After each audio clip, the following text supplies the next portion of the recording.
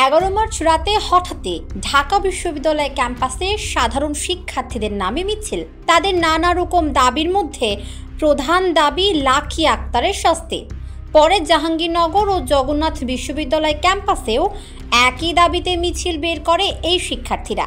Lucky আক্তারের সাথে শাহবাগে গণজাগরণ মঞ্চে যারা জড়িত ছিল তাদেরও শাস্তি দাবি করে তারা। আসুন জেনে নেই কে এই লাকি আক্তার।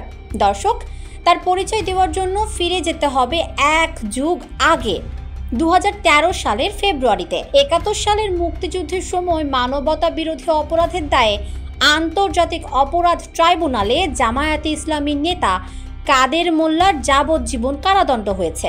কিন্তু সেই রায় মানতে পারছিলেন না যুদ্ধাপরাধীদের সর্বোচ্চ শাস্তির দাবিতে আন্দোলনকারীরা।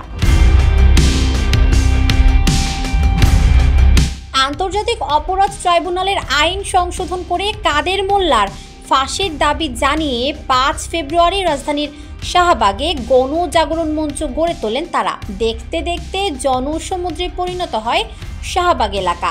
শাহবাগের এই গণজাগরণ মঞ্চ স্লোগানে কাঁপিয়ে তোলেন জগন্নাথ বিশ্ববিদ্যালয়ে বাংলাদেশ ছাত্র ইউনিয়নের নেত্রী লাকি আক্তার। সারা দেশে তার পরিচিতি হয়ে ওঠে স্লোগান কন্যা।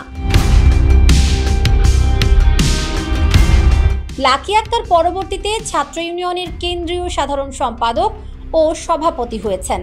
আওয়ামী লীগ সরকারের নানা কর্মকাণ্ডের বিরুদ্ধে আন্দোলন করেছে এই ছাত্র ইউনিয়ন। 2024 সালের জুলাই গণ অভ্যুত্থানেও অংশ নেয় ছাত্র ইউনিয়নের নেতাকর্মীরা।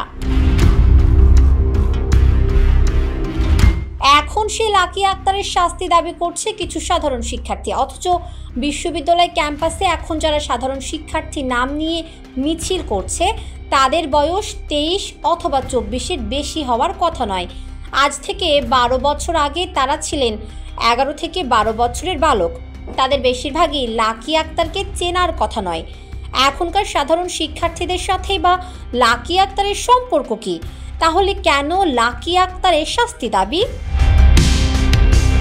মিছিলগুলোতে উপস্থিতদের মুখ দেখলে এর উত্তর পাওয়া যায়।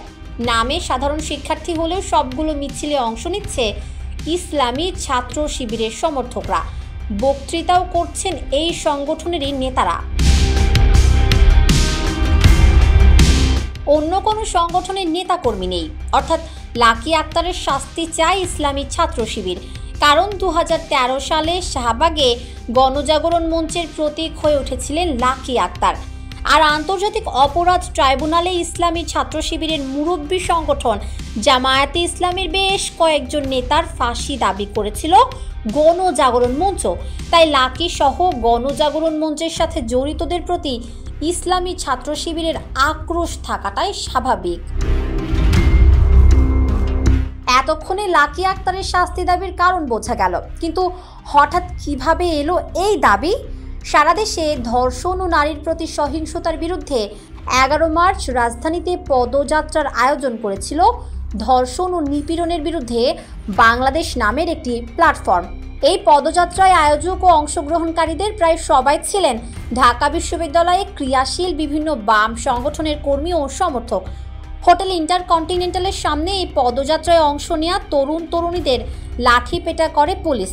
তবে ডানপন্থী ইসলামী ছাত্র শিবির সহ ধর্মভিত্তিক সংগঠনগুলোর দাবি, এই পদযাত্রার আয়োজন করেছিল শাহবাগের গণজাগরণ মঞ্চের সাথে জড়িতরা।